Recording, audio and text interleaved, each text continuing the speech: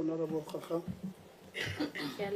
Stulo, Deputy Principal's Investment and Innovation. Just quickly follow up. How long? When were you appointed? Please switch on the mic.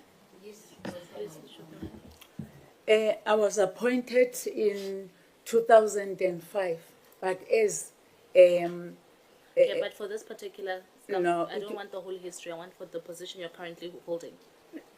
2023. 2023. So you've been 2 years into the job. Yes. How much money have you fundraised towards internet connectivity within the labs? Connectivity. Unless we can put the analysis up so that I can then talk What do you mean analysis? I you should know. Do you have any partnership that in your job in the last 2 weeks that you have formed with any private sector or any company to ensure that there's connectivity on campus to improve internet access? Yes or no? No. You haven't. So have you done any sort engagements with computers for computer accesses? Yes. Okay, how many computers were you able to get in the last 2 years? Into the institution. I mean, surely not in your house, Mama.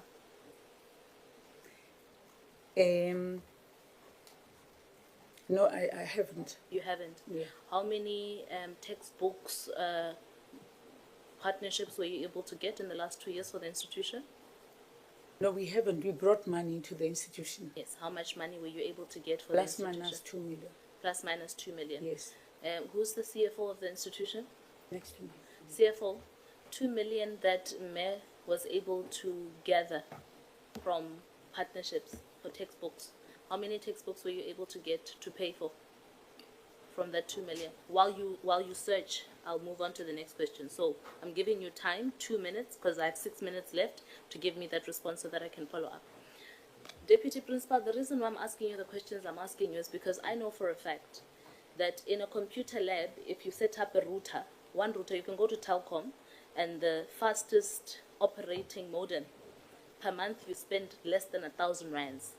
So the fact that in 2 years you did nothing as far as improving technological access for labs, for me, that doesn't make sense, particularly when you yourself, in response to Honorable Msezana's question, you said that your primary focus is to ensure that there is an enhancement of social life and technological access for young people. So if that is at the heart of your focus, then the very bare minimum, 1,000 rand per month, you should have been able to get that right.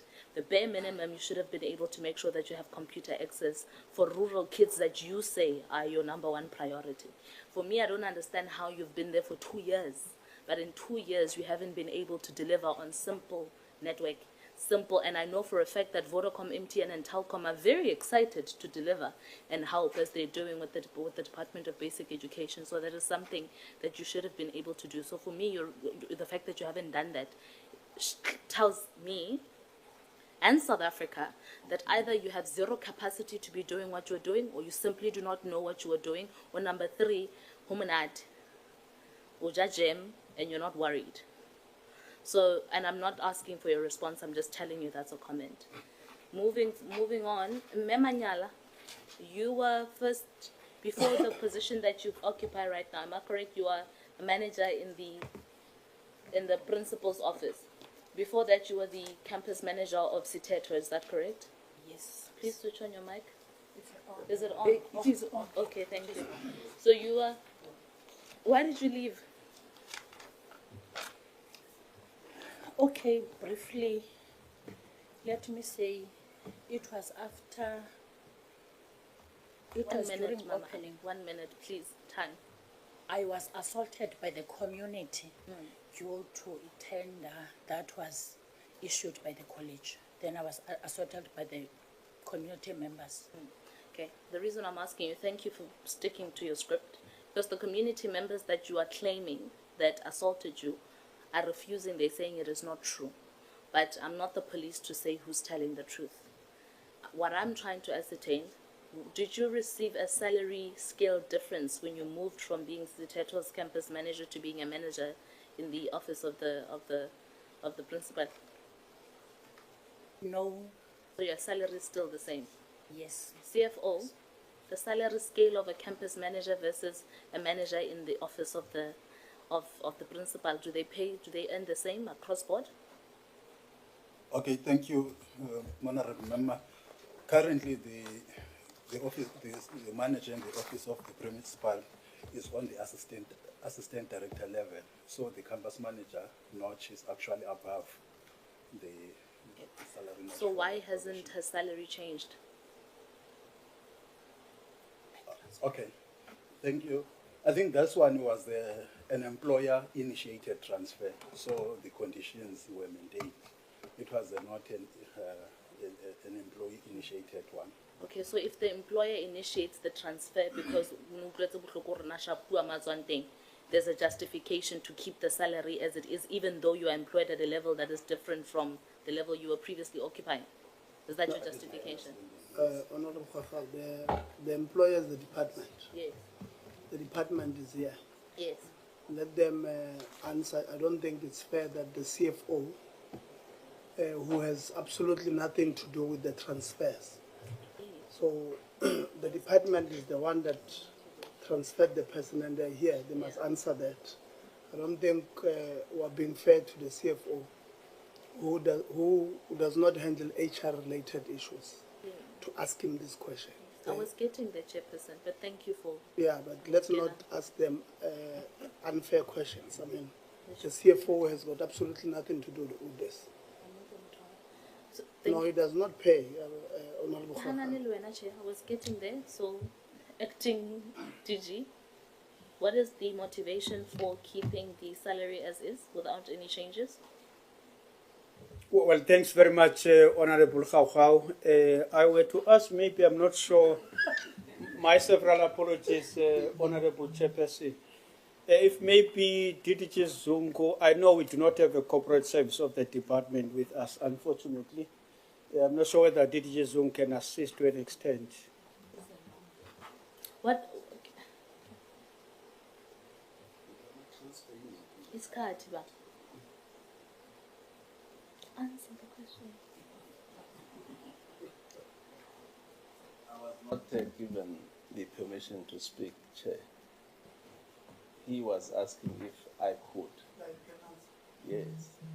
At this point in time, Chair, I cannot answer. I think we would have to provide a written response to this matter that will provide the background of the case and what happened and why the salary was not adjusted. So DDG Corporate Services is not part of this engagement. So we will provide a written response to that, Chair. I think it's important that that happens, and also because there's a precedent here that you are setting, that for me, you can't be crying as a TVET sector saying you do not have money to fill vacancies or you don't have money for textbooks, yet you are happy to compensate people even though they move from different positions. I mean, in South Africa, our land, I don't imagine that everybody who feels unsafe in their workspace gets to enjoy the freedom of hopping to another position of work, even though it's of a lower salary scale, and they receive the same benefits, performing a job that is of a lesser demand than what the shift was. So for me, that is completely unacceptable. It doesn't make sense, but please put that in writing. NSFAS, the SRC is crying again, and this is not a new story. SRC has a serious problem with the fact that a registration was received, they received registration, received data, but then at the end of the day, there was nothing as far as their closed response for their submissions. So I know members are going to ask about this. So in consolidation of your responses, please can I ask SRC that the SRC furnishes NSFAS with the list of students that are affected, so that we know how many of them there are, their IDs accordingly, give them to NSFAS so that NSFAS can resolve that for you. Just quickly, because whatever response they're going to give us now is not going to solve the problem immediately, so that we can fast track.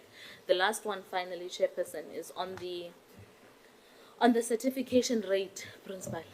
The certification rate that you indicated as an institution, for me, a certification rate is supposed to be at 100%.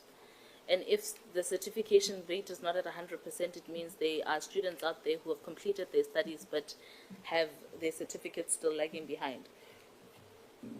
your slides indicate here that I'm trying to find the slide, but your slides indicate here that in some instances you have a certification rate of about 31%. Is it 31 post completion or 31 as it goes?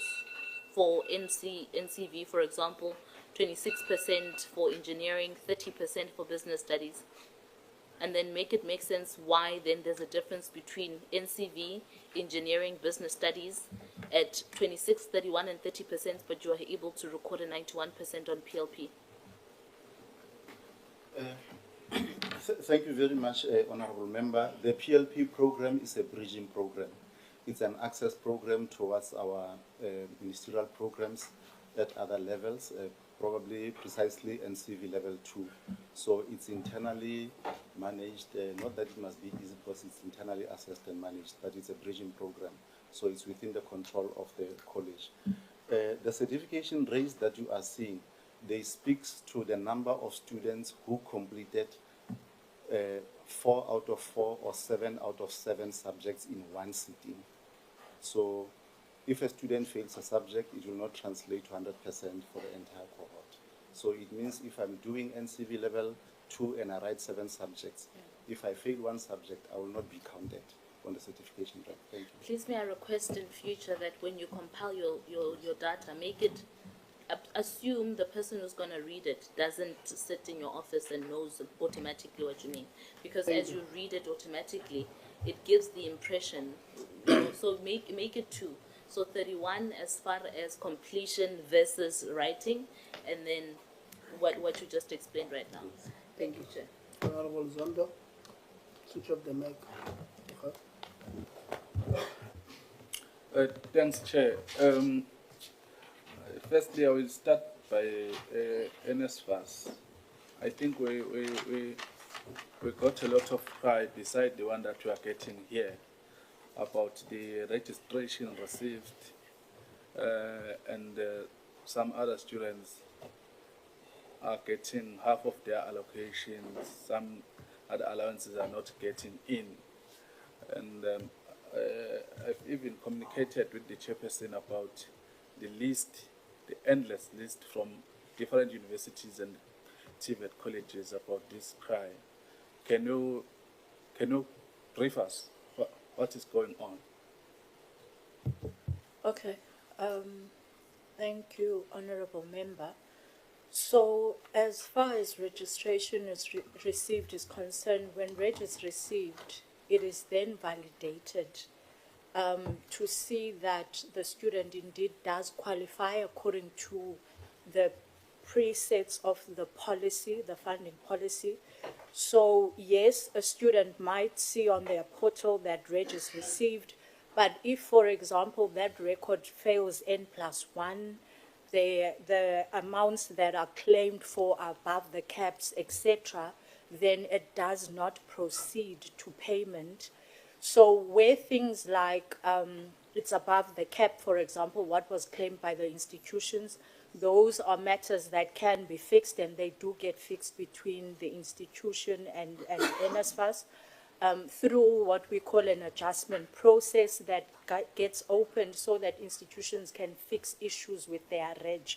But if, for example, a student is failing N+1, that student does not qualify for funding.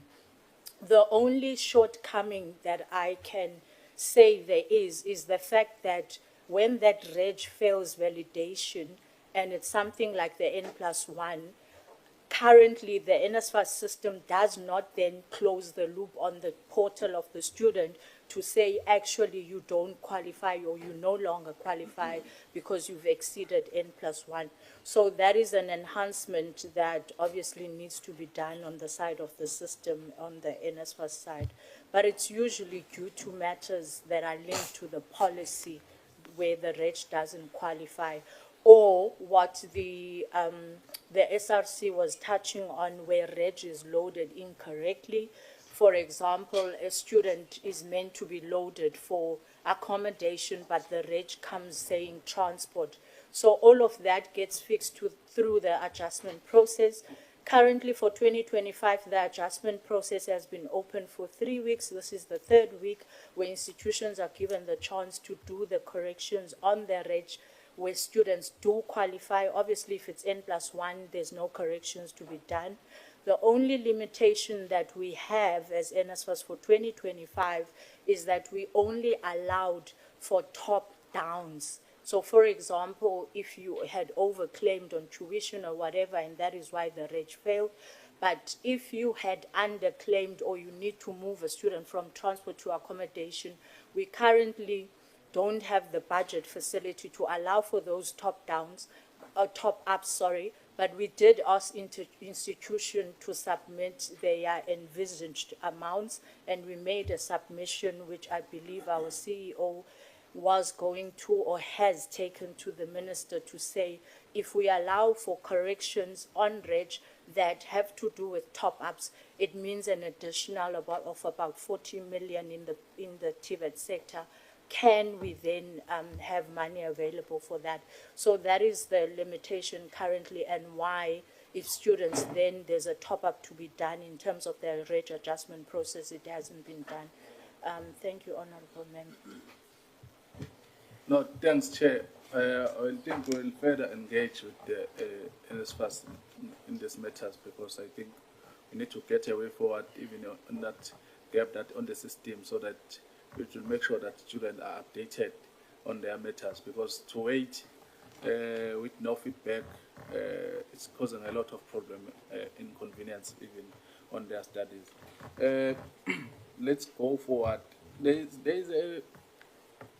There's a concern from students to say that there are those students who have privilege to be renewed their contract when they are in the working integrated learning, and why so? Why there are students who will overlap? Because the aim to get that exposure and experience is to complete your qualification.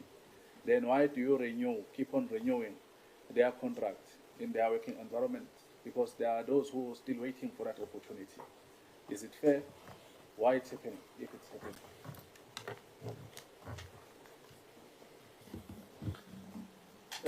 Chair, may I humbly request that we investigate incidents where it has happened with specific details, and then we provide a written response.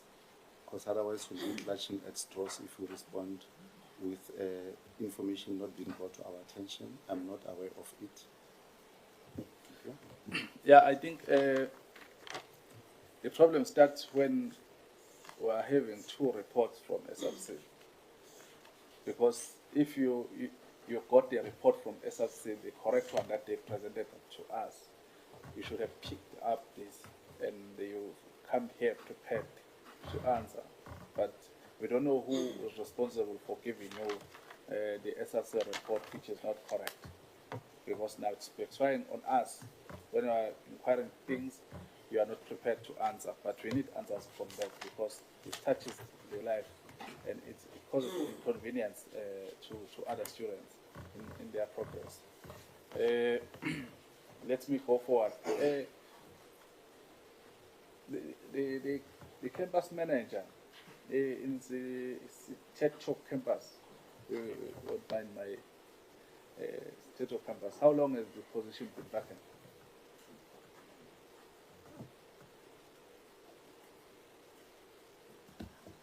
Chair, let me request the DP for Corporate Services to respond.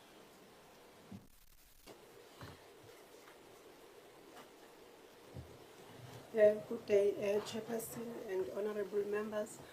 The post at this present moment is not vacant in terms of the HR practices, because the incumbent, which is Ms. Manyara, is still occupying the position.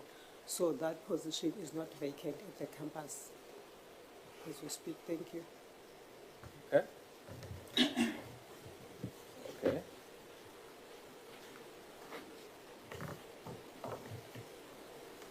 The organized labor is talking about the delay and inconstant payment of the contracts and the part-time staff. Do you have a knowledge of that?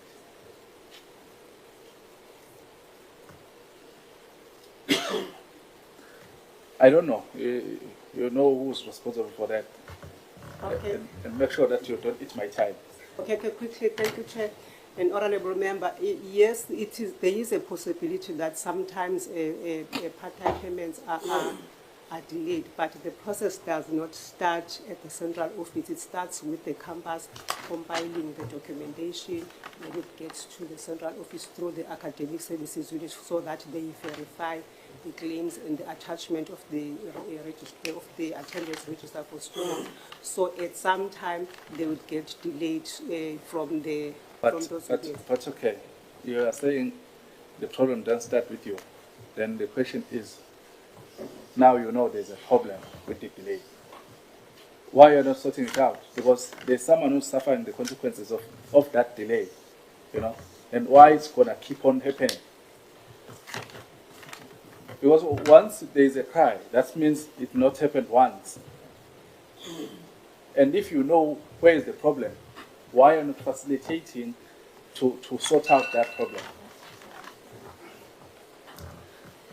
Definitely, through you, Chair, we are going to improve our processes in terms of integrating and efficiency on that one. Thank you, Chair.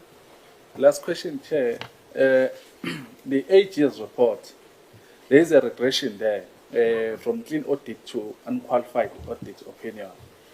Then what are the consequence management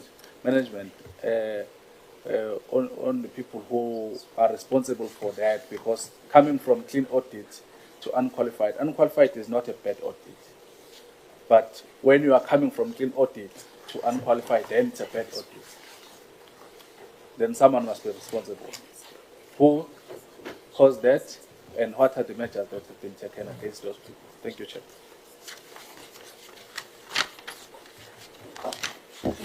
Okay, thank you, through you, Chair, Honourable Member.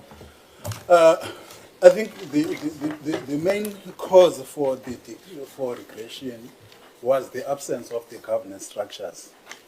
Yes, as the management, we put up a plan that we followed through, but the fact that we didn't have the Audit and Risk Committee, we didn't have council at the time, I think contributed to our review processes. As such, the quality of the annual financial statements that we produced was substandard in a way, and that resulted in us making material adjustments.